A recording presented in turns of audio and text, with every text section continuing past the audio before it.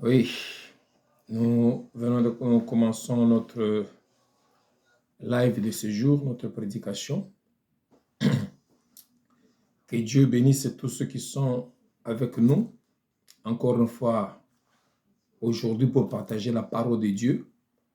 Je voudrais vous dire qu'il y a des gens qui ont pensé que la fois passée, on a coupé brusquement. Non, c'est parce que nous faisons le direct sur 2 téléphones. Avec le YouTube, on enregistre à bord et puis on lance après. Si c'est en direct, ça ne pouvait pas faire ça parce qu'il y a toujours un timing avec lequel on fait le travail. Donc, nous continuons notre message, notre enseignement sur les événements du temps de la fin et quelle heure est-il? Nous parlons de ces événements du temps de la fin avec comme thème quelle heure est-il? Parce que la fois passée, quand les pharisiens ont posé la question à Jésus-Christ de savoir, de leur donner plutôt un signe venant du ciel, il leur avait dit, vous savez discerner l'aspect météorologique de temps, mais pas l'aspect spirituel. Vous savez dire que voilà, nous sommes dans l'automne, nous voulons entrer en hiver, nous sommes dans la saison sèche, nous voulons entrer dans la saison des pluies, ainsi de suite. Mais vous ne savez pas discerner, n'est-ce pas, spirituellement le temps. C'est-à-dire que l'aspect du temps sur le plan spirituel. OK? Alors ici, pour comprendre, pour discerner l'aspect spirituel du temps, nous avons besoin de la révélation de Dieu. Parce que Christ leur avait dit que cette génération méchante et adultère, il ne leur sera donné aucun autre signe si ce n'est celui de Josué, plutôt de Jonas, qui avait fait 3 jours dans le ventre du poisson. Le signe de Jonas, c'est pour montrer la résurrection du Christ, la mort et la résurrection du Christ. C'est ça le signe du prophète Jonas. Or, dans Apocalypse chapitre 1er, verset 1er, nous allons lire Apocalypse chapitre 1er, verset 1er, on nous dit ceci. D'où aujourd'hui nous allons vraiment insister sur le point de la révélation pour comprendre ces choses. Nous lisons révélation de Jésus-Christ que Dieu lui a donné pour montrer à ses serviteurs les choses qui doivent arriver bientôt et qu'il a fait connaître par l'envoi de son ange à son serviteur Jean. La Bible parle de la révélation de Dieu que Dieu a donnée à Jésus-Christ pour montrer à ses serviteurs les choses qui doivent arriver bientôt et qu'il a fait connaître par l'envoi de son ange à son serviteur Jean pour qu'il atteste les choses qu'il a vues. Donc, la rédemption nous est accordée, nous est donnée par la révélation. C'est par la révélation de Dieu que nous sommes sauvés.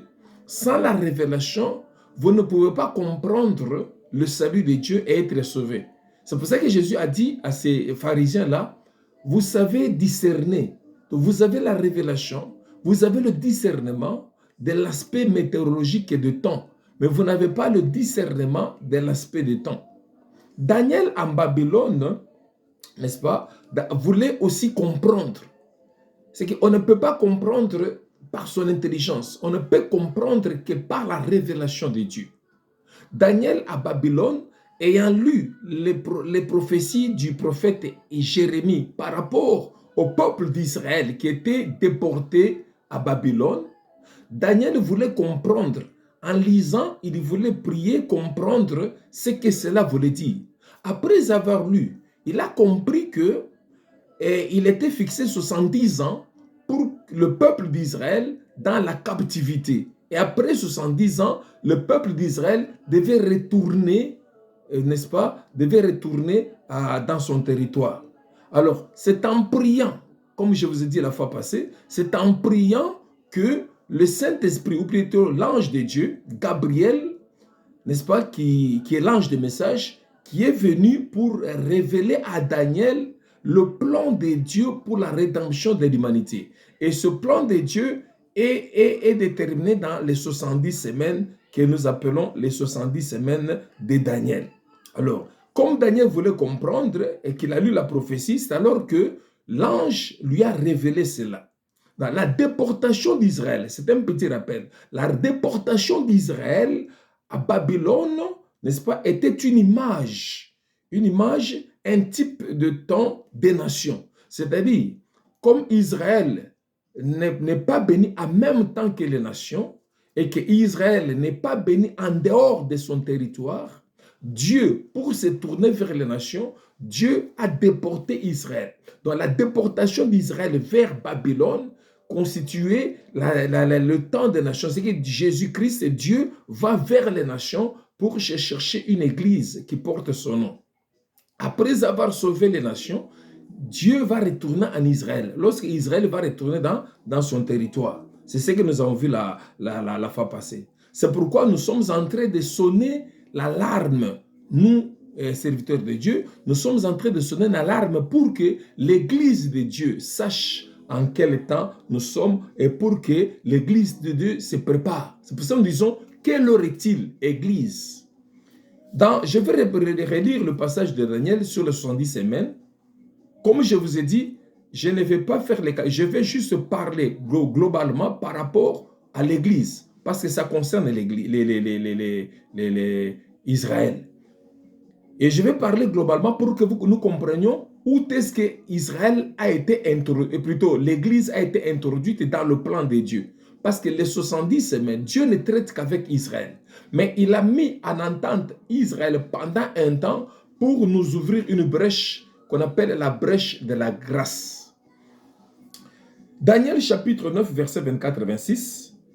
70 semaines ont été fixées sur ton peuple et sur ta ville sainte pour faire cesser les transgressions et mettre fin au péché, pour expier l'iniquité et amener la justice éternelle, pour sceller la vision et le prophète et pour oindre le Saint des Saints. 70 semaines pour le plan de Dieu, accomplir tout le plan de Dieu pour la rédemption de l'humanité. Et Dieu dit ici, sache-le donc et comprends. Depuis le moment où la parole a annoncé que Jérusalem sera rebâtie jusqu'à loin, au conducteur, il y a 7 semaines. Depuis que la parole est sortie de Cyrus pour la reconstruction d'Israël. On dit, il y a combien? Il y a 7 semaines. Sache-le donc. Alors, il y a 7 semaines. Dans 62 semaines, les places et les fossés seront rétablis, mais en des temps fâcheux. Après les 62 semaines, un oint sera retranché. Ce oint, c'est Jésus-Christ. Un oint sera retranché et il n'aura pas de successeur. Le peuple d'un chef qui viendra détruira la ville et le sanctuaire et sa fin arrivera comme par une inondation. Il est arrêté que les dévastations dureront jusqu'au terme de la guerre. Je ne sais pas si vous comprenez ces choses. Il y a 7 semaines, depuis que la parole est sortie, pour annoncer que Jérusalem sera rebâtie. Après les 7 semaines, dans 62 semaines, les places et les fossés par rapport à Israël seront, n'est-ce pas, les places et les fossés seront, ok. Mais je ne vais pas jusqu'à loin. Dans 62 semaines, les places et les fossés seront rétablis, mais en des temps fâcheux. 7 semaines plus 62 semaines, ça fait 69 semaines. Or, pour le plan de Dieu pour la rédemption de l'humanité est compris dans les 70 semaines. N'est-ce pas? Est compté dans les 70 semaines. Mais l'Écriture dit que après ces 7 semaines, dans 62 semaines, n'est-ce pas, ça fait 69 semaines, un oint sera retranché. Le oint là qui a été retranché chez Jésus-Christ. Jésus-Christ a été crucifié, étant rejeté par le peuple d'Israël afin de se tourner vers les nations. Donc, dans les 70 semaines de Daniel, entre la 69e semaine et la 70e semaine, c'est là où Dieu nous ouvre une brèche pour faire entrer l'Église dans le plan de Dieu, pour faire entrer l'épouse dans le plan de Dieu afin que celle-ci soit sauvée. Un oint sera retranché. L'Écriture dit que après les 62 semaines, c'est que plus les 7 semaines, ça fait 69, Un oint sera retranché, ce oint-là, c'est Jésus-Christ. Et il n'aura pas de successeur. Le peuple d'un chef qui viendra détruire la ville. Quand Christ a été retranché, je vous ai dit la fois passée, Rome est entrée dans Jérusalem à détruire la ville, à détruire le temple, à transporter les manuscrits, n'est-ce pas, des écrits, des écritures saintes, à amener à Rome. C'est là, à partir de là, que l'Église catholique, évidemment, ils ont pris tout, c'est parti à Rome. Et Jérusalem a été détruit. Et quand Jérusalem a été détruit, c'est pour ouvrir le temps des nations. Que Christ, vers les nations, puisse sauver les nations. N'est-ce pas? Je vais revenir sur ce point-là. Donc, on parle de 70 semaines. 7 semaines plus 62 semaines, ça fait 99 semaines. Un mois sera retranché. Il s'agit de Christ. C'est là qu'est introduit le temps de la grâce jusqu'à l'enlèvement de l'épouse du Christ. Donc, Israël déporté vers les nations, plus le retour vers après ce retour vers son territoire, c'est là que nous allons vers la fin. Donc, l'Église, le temps des nations est compris entre la 69e semaine et la 70e semaine. C'est juste un laps de temps où Christ a dit, je suis venu proclamer une année de grâce pour les nations. Et l'Écriture dit qu'il n'aura pas de successeur. Quand Israël n'aura pas de successeur, Osée ici avait prophétisé, Osée dans chapitre 3, versets 4 à 5, Osée a dit ici par rapport à Israël, parce que le prophète Osée, et c'était le prophète qui manifestait le comportement de Dieu vis-à-vis d'Israël. Ici, dans Osée chapitre 3, je lis directement à partir du verset 4 à 5. Car les enfants d'Israël resteront longtemps sans roi, sans chef, sans sacrifice, sans statut, sans éphod et sans téraphim. Après cela, les enfants d'Israël reviendront. Ils chercheront l'Éternel leur Dieu et David leur roi. Et ils tressailliront à la vue de l'Éternel et de sa bonté dans la suite des temps. Pendant que Israël est déporté vers les nations, il fera un temps où il n'aura pas de sacrifice, il n'y aura pas de faute, il n'y aura pas de roi. Pendant les temps que Israël a été déporté vers les nations. Ici, dans les livres de Daniel, c'est une image, c'est un type de la déportation d'Israël dans le temps de la fin que nous sommes. Israël déporté au loin vers les nations pendant 2000 ans. Et après 2000 ans, Israël va revenir pendant 2 jours. Exactement comme c'était passé avec, que Dieu te bénisse, mon fils Joshua. Exactement, n'est-ce pas? Exactement comme Jésus-Christ, lorsqu'il était parti vers la Samarie. Vers la Samarie, il a rencontré cette femme samaritaine qui est le symbole, l'image de l'Église, de l'épouse du Christ aujourd'hui. Samarie, ils étaient considérés comme des étrangers, comme des païens. C'est pour ça que Jésus-Christ a dit à la femme samaritaine que vous ne savez pas comment adorer. Le salut vient des Juifs. Les Juifs, c'est eux qui nous ont amené le salut par Jésus-Christ. L'Écriture dit que cette femme-là, après avoir été sauvée et informé tous les villages, Jésus-Christ est resté en Samarie 2 jours. Les 2 jours que Jésus-Christ est resté en Samarie sont les 2000 ans que Jésus-Christ est venu vers les nations. Parce que dans 2 Pierre chapitre 3, vous savez, depuis verset 8, l'Écriture dit qu'un jour pour Dieu, c'est 2000 ans pour nous. Donc les 2 jours que Jésus-Christ est resté en Samarie, avec cette femme samaritaine, avec les Samaritains, c'est l'image de 2000 ans que Jésus-Christ doit rester avec les nations, pendant les temps des nations. Depuis l'an 70, après Jésus-Christ, jusqu'à 1900, je vous ai dit la fois passée, 48, ça fait à peu près 2 jours. Nous sommes au courant de 2 jours ici. Jésus-Christ est resté avec les nations. Et après les 2 jours, il va retourner vers Israël. N'est-ce pas? Ok? Israël est retourné dans son territoire, attendant, ça c'est un autre sujet, si on va parler de la fête des fêtes des Juifs, attendant la fête des tabernacles. Donc après l'enlèvement, c'est alors que aura lieu maintenant la dernière semaine. Donc, dans l'introduction du Christ, entre la 69e semaine et la 70e semaine, il y a l'introduction de l'Église. Il y a le salut de l'Église, il y a l'enlèvement même de l'Église. Et après l'enlèvement, va commencer maintenant la dernière semaine. C'est dans cette dernière semaine que nous verrons l'entrée des deux prophètes qui sont pour Israël. Les deux prophètes, les mêmes prophètes qui étaient apparus à Jésus-Christ sur la montagne de la transfiguration. Parce que dans l'Apocalypse 11, le ministère des deux prophètes ressemble au ministère de Moïse et d'Élie. Pourquoi les deux prophètes Moïse et Élie? Parce que Moïse, c'est celui qui a donné la loi à Israël et Élie, c'est celui qui a présenté Jésus-Christ au peuple des dieux en disant, voici l'agneau de Dieu qui ôte les péchés du monde au travers de Jean-Baptiste. Donc, les deux prophètes avec le même ministère qu'avaient Moïse et Élie, les deux prophètes Moïse et Élie vont revenir pour prêcher à Israël. Pour prêcher à Israël, pour qu'Israël reconnaisse maintenant que celui qu'ils avaient rejeté et crucifié, c'est celui-là qui est leur Seigneur. C'est pour ça que quelque part il dit que lorsqu'il reviendra pour Israël sur la montagne des Oliviers, ils verront les blessures et leur montrera. Et eux, ils demanderont qui t'ont fait ça. Il leur dira que c'est vous qui m'avez fait ça. Évidemment, ils lui ont fait ça dans l'ignorance, dans l'endurcissement.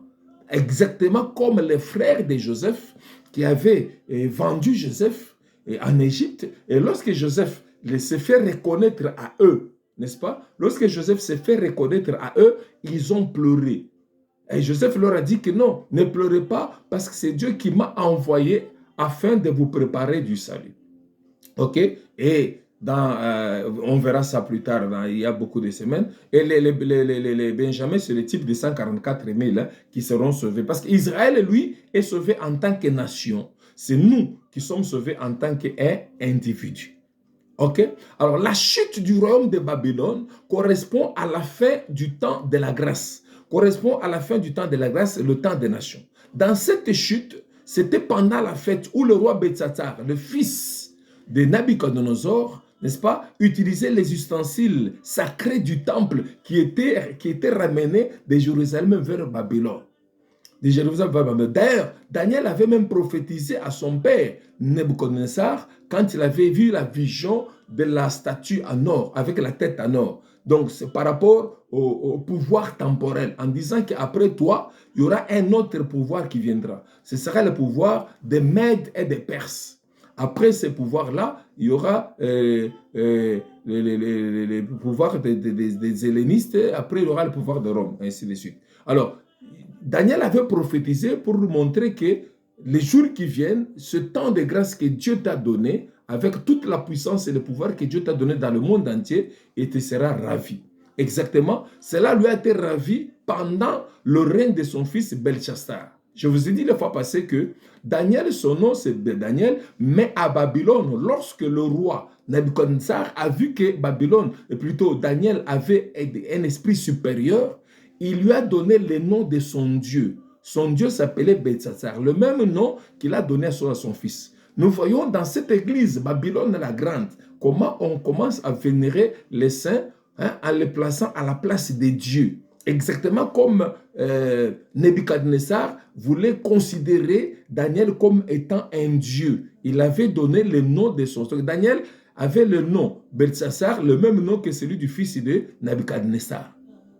Ok. Maintenant, pendant le règne de Belshazzar, il a pris les ustensiles pendant la fête. L'église aujourd'hui est dans la distraction totale et dans la fête totale en sabotant l'œuvre du Seigneur.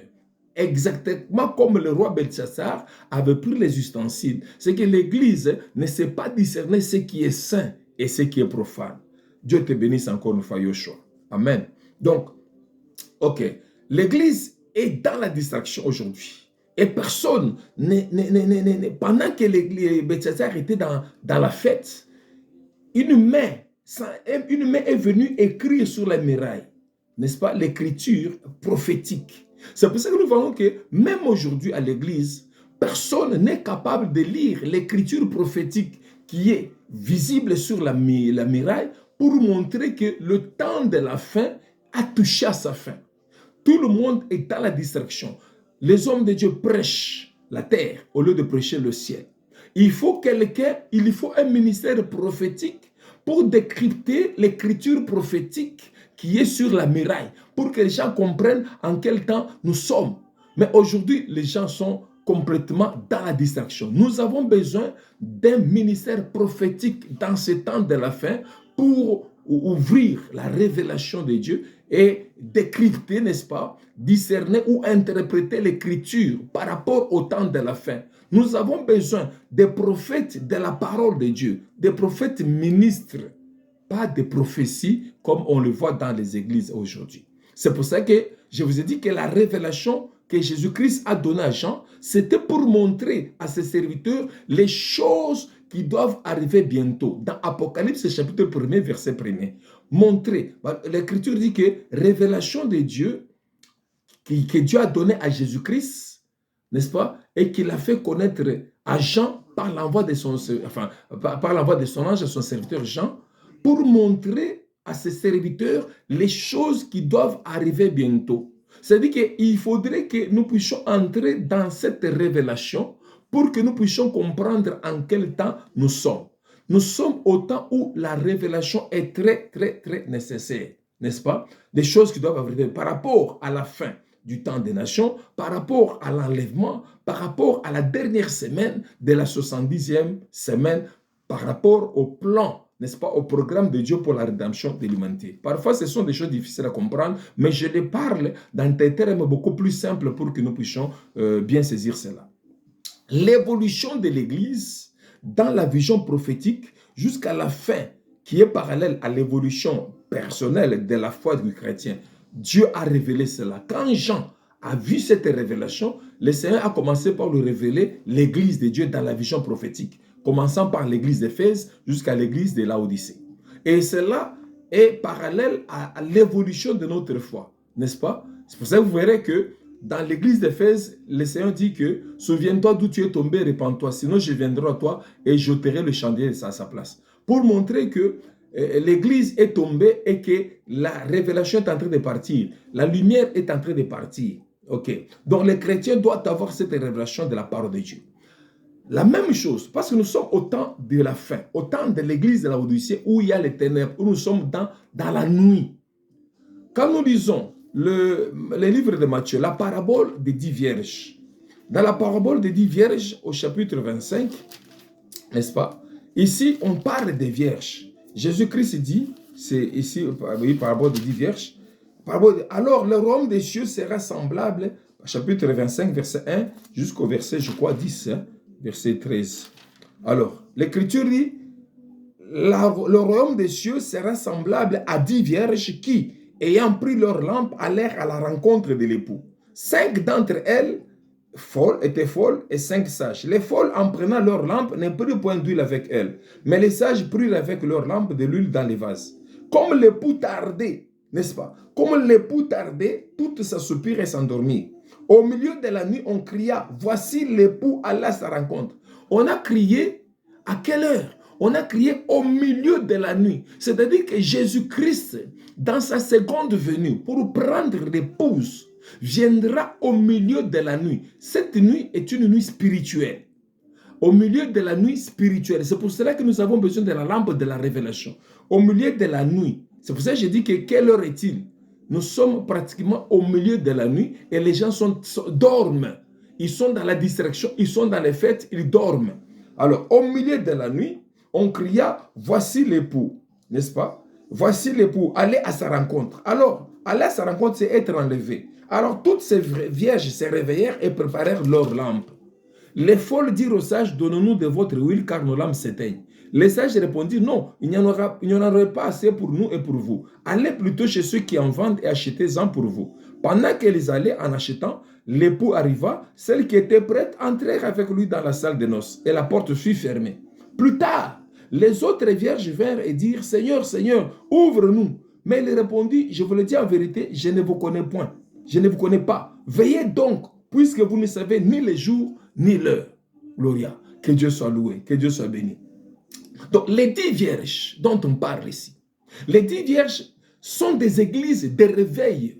Ce sont des églises spirituelles Parce que ce sont des vierges. On ne parle pas de la prostituée. Parce que la grande prostituée que vous connaissez, parmi les églises traditionnelles, la grande prostituée et qu'on appelle la mère des prostituées, une prostituée ne peut pas être en même temps vierge. Elle est prostituée, elle restera prostituée.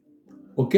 Donc, ici, on parle des églises de réveil, on parle des églises spirituelles. C'est à elles, ce sont ces églises-là qui attendent la venue de l'époux. Mais, le comble est que parmi ces 10 vierges, ces églises, il y en a 5 qui sont folles. Et elles sont folles par rapport à quoi? Parce qu'elles ont des lampes, mais elles n'ont pas d'huile. Voilà le problème. La lampe, David dit ici dans Psaume 119, verset 105. Psaume 119, verset 105, David dit que ta parole, il dit ta parole est une lampe à mes pieds. J'ai dit au nom du Seigneur Jésus, Psaume 119 plutôt, verset 105. Nous disons, David dit, ta parole est une lampe à mes pieds et une lumière sur mon sentier. La parole est une lampe, oui c'est vrai, mais pour que la lampe s'allume, il faut qu'il y ait de l'huile. Or l'huile, c'est ça la révélation de la parole. C'est ce que l'apôtre Pierre dit dans 2 Pierre chapitre 1er verset 19. Il dit que vous faites bien de prêter attention à la parole prophétique comme une lampe qui brille dans les ténèbres. En ces temps de la fin, en ces temps de l'église de Laodicée, où il y a des ténèbres profondes qui nous entourent, nous avons besoin de la lampe avec la révélation prophétique de la parole pour que ça nous aide à comprendre en quel temps nous sommes. Jésus a dit aux pharisiens que vous savez discerner l'aspect des temps, mais vous ne savez pas discerner le temps spirituel dans lequel nous nous trouvons. Donc, pour discerner, pour avoir la révélation, nous avons besoin de l'huile, non seulement de la lampe. C'est pour cela qu'on peut prêcher la parole, mais sans la révélation, votre lampe va s'éteindre. Au milieu de la nuit, quand l'époux est venu et qu'on a crié, voici l'époux, allez à sa rencontre. Les 10 vierges folles, bien qu'elles avaient des lampes, mais elles manquaient de la révélation. Elles manquaient de l'huile. C'est ce qui se passe actuellement dans les églises. Elles ont la parole, mais elles n'ont pas la révélation du temps dans lequel l'église est en train de passer. L'église est en train de traverser. N'est-ce pas? Pendant ces temps de ténèbres de l'église de Laodicée, nous avons besoin de la révélation de la parole. Nous avons besoin de la révélation de la parole. Nous avons besoin de l'huile. Car Christ viendra la nuit. N'est-ce pas? Il nous faut des lampes. Il viendra la nuit pour l'église. Pour sauver l'église, pour prendre l'épouse. Mais il viendra le matin pour les Israël. C'est là qu'on dit qu'on appelle l'étoile brillante du matin. Et tout œil le verra. Il descendra sur la montagne des Oliviers. Tout œil le verra dans le monde entier parce qu'il y a l'Internet, il y a tout ça, tout œil le verra. Mais en ce qui concerne l'épouse, il viendra comme un voleur la nuit. Et là, la nuit, vous, l'épouse de Christ, vous avez besoin de la révélation de la parole afin de connaître en quel temps nous sommes. Vous allez remarquer que parmi les 10, les 5 sages, quand l'époux est arrivé, elles sont montées avec l'époux. Elles sont entrées dans la salle des noces et on a fermé la porte. Quand on a fermé la porte, les 5 autres sont venus après. Elles sont allées chercher de l'huile. Elles sont allées chercher de l'huile. Elles sont venues après pour toquer à la porte. Seigneur, Seigneur, nous sommes là. Nous tes épouses. Le Seigneur dit que je leur dirai que je ne vous connais point. Et ils resteront dehors, c'est là où il y aura des pleurs et des grincements de dents. Qu'est-ce que cela veut dire? Les pleurs et les grincements de dents, c'est le temps de la tribulation. Après l'enlèvement de l'épouse, n'est-ce pas, vers le ciel, pour 3 ans et demi, 3 jours et demi, pour la fête des noces, le reste de l'église va rester. Donc, c'est dans l'église que Jésus prend l'épouse. Ce n'est pas toute l'église qui va monter. Parce que dans cette église-là, du temps de la fin, il y a ceux qui sont folles, qui n'ont pas la révélation. Il y a aussi ceux qui sont sages, qui ont la révélation du temps dans lequel nous sommes en train de traverser. Alors, quand l'épouse va monter, le reste va rester. Les 5 épouses montent, entrent dans la fête des noces. Les 5 autres restent. N'est-ce pas, mon frère Eric Gaza? Les 5 montent et les 5 autres restent. Pendant que les 5 restent, elles vont chercher de l'huile. L'Écriture qu'il y aura des pleurs et des grincements dedans. Cela veut dire que, n'est-ce pas, les autres vont passer par la tribulation. Dans Jean chapitre 5, parce que l'épouse, elle, ne passe pas par la tribulation. C'est ce que nous dit l'Écriture. Dans Jean chapitre 5, verset 24, Jésus-Christ dit, en vérité, je vous le dis, celui qui écoute ma parole, n'est-ce pas? Celui qui écoute ma parole et qui croit à celui qui m'a envoyé, a la vie éternelle. A la vie éternelle, et ne vient point en jugement, mais il est passé de la mort à la vie. L'épouse ne passera jamais en jugement, plutôt en jugement et aussi dans la tribulation. Quelque part dans Ésaïe, l'Écriture dit « Cache-toi mon peuple jusqu'à ce que les calamités soient passées ». Hein, j'ai oublié ce verset-là. Cache-toi jusqu'à ce que la douleur, jusqu'à ce que la détresse, jusqu'à ce que la souffrance passe. L'épouse du Christ qui a la révélation et qui constitue les 5 vierges sages ne passera point par la tribulation. Après l'enlèvement, le reste de l'Église va passer dans l'élection. Ce sont ceux-là que l'Écriture appelle les élus de Dieu. Les élus de Dieu. Parce qu'il y a trois catégories, n'est-ce pas? 3 catégories de croyants que j'ai toujours citées. Les 3 catégories de croyants, vous pouvez les appeler chrétiens, vous voulez, mais moi je les appelle les croyants. Nous avons les bébés spirituels, nous avons les élus de Dieu et nous avons les fidèles en Christ. La même chose comme était décrit le tabernacle de Moïse. Parce que dans le tabernacle de Moïse, il n'y avait que 2 principales pièces. Et l'autre partie, c'était le parvis extérieur. Donc, les sacrificateurs entraient dans le lieu saint, n'est-ce pas, une fois par jour, chaque jour. Mais dans le Saint des Saints, alléluia, alléluia. Excusez-moi. Alors, les sacrificateurs entraient, n'est-ce pas, dans le lieu saint, chaque jour. Ok? Mais dans le Saint des Saints, et les souverains sacrificateurs entraient une fois par an. Nous avons eu une coupure au niveau de l'Internet. Bon, les gens de Facebook vont suivre ça en 2 parties, mais sur YouTube, ce sera complet. Que vous puissiez nous excuser vraiment. Ok. Donc, les élus de Dieu vont passer par la tribulation. Mais les lieux saints, les saints des saints, c'est le ciel. Donc, l'épouse du Christ, elle va aller directement au ciel. Va aller directement au ciel. Et le reste de l'église va passer par la tribulation. Bon, des messages comme ça, il y a toujours des combats du diable pour que les gens ne suivent pas cela. Alléluia. Parce que l'épouse, quand l'époux s'assiera sur le trône pour juger, l'épouse s'assiera en même temps avec son époux pour juger. La reine, quand le roi est en train de juger, la reine est toujours à sa droite, à son côté. L'Écriture dit dans 1 Corinthiens chapitre 6 que ne savez-vous pas que nous jugerons le monde, n'est-ce pas? Nous jugerons le monde. C'est que l'épouse du Christ sera sur le trône pour juger comme Christ. Mais le reste sera devant. 1 Corinthiens chapitre 6, verset 2 à 3. Ne savez-vous pas que les saints jugeront le monde? De quels saints parle-t-on ici? On parle de l'épouse. Ne savez-vous pas que les saints jugeront le monde? Et si c'est par vous que le monde est jugé, êtes-vous indigne de rendre les moindres jugements? Ne savez-vous pas que nous jugerons les anges? Et nous ne jugerons point à plus forte raison les choses de cette vie.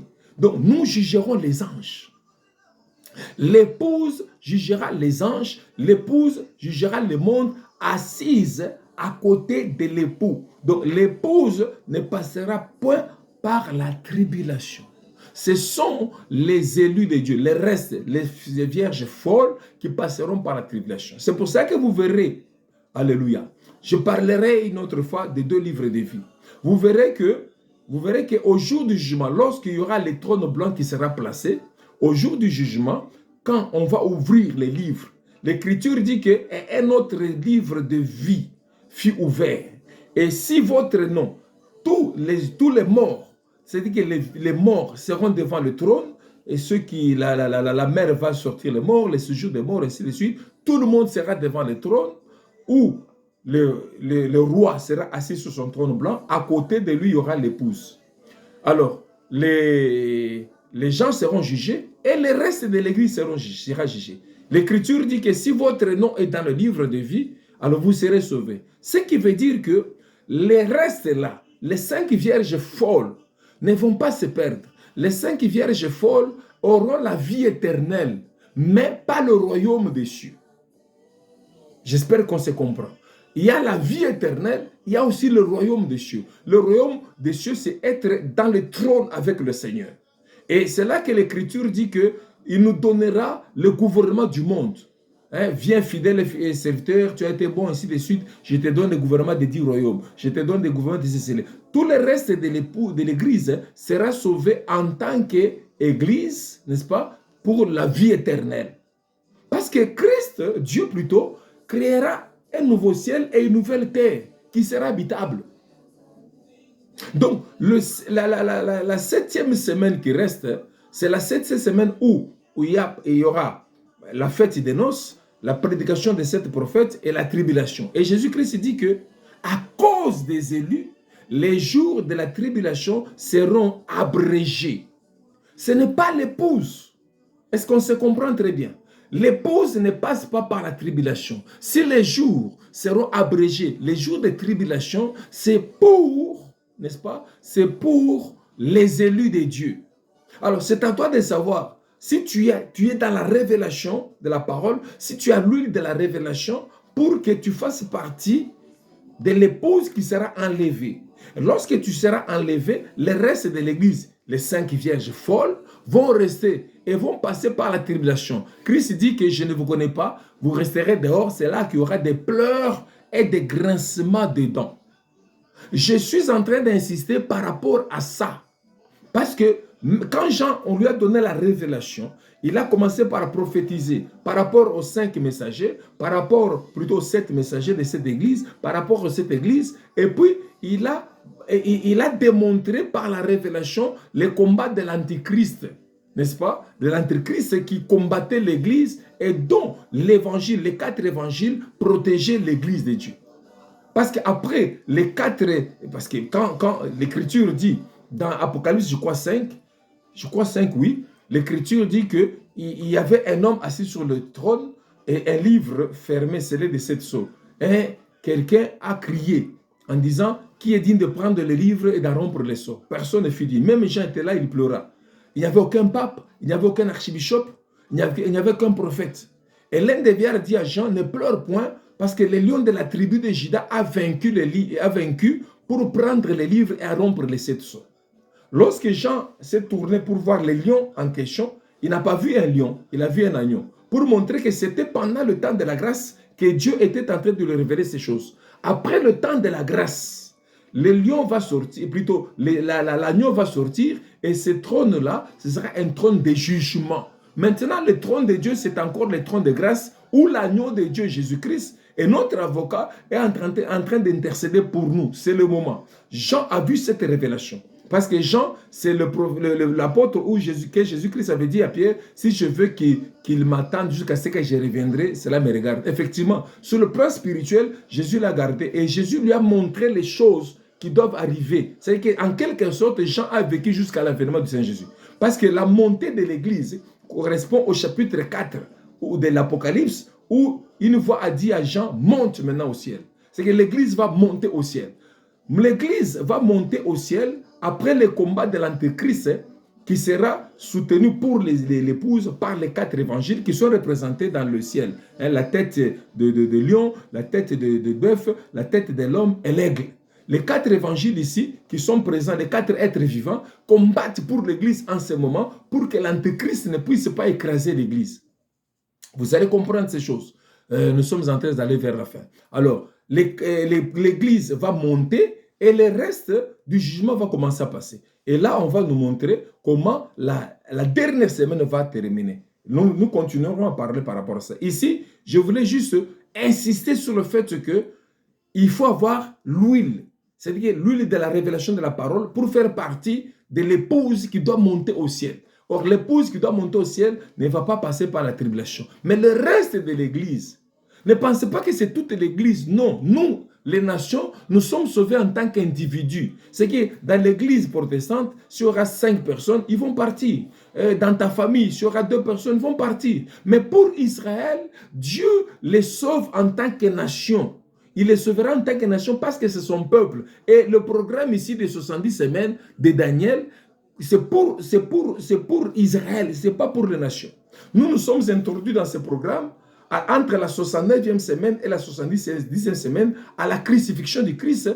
Lorsqu'il meurt, il se retourne, il va vers les nations. Et les Romains envahissent Jérusalem, détruisent Jérusalem, détruisent le temple de Jérusalem et s'accaparent des livres. Maintenant, Christ est resté vers la nation 2 jours. Les 2 jours passés avec la femme samaritaine à Samarie. Ce sont les 2000 ans que Christ passe avec